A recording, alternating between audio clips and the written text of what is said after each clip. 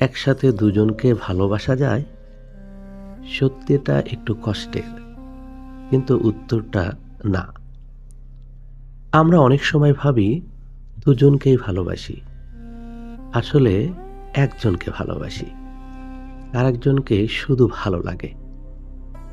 যে মানুষটা একাকিত্বে পাশে থাকে, সময় দেয়, কথা শোনে, তাকে আমরা ভালোবাসা ভেবে ফেলি, কিন্তু সেটা হয়তো শুধু স্বস্তি, ভালোবাসা নয়। ভালোবাসা মানে শুধু টান নয়, ভালোবাসা মানে প্রতিশ্রুতি। আর প্রতিশ্রুতি কখনো দুই ভাগে ভাগ হয় না। তুমি যদি দুজনের মাঝখানে থাকো, তাহলে একজন তোমার সত্য, আরেকজন শুধু তোমার প্রয়োজন। প্রয়োজন একাধিক হতে পারে, কিন্তু হৃদয়ের ঠিকানা একটাই হয়।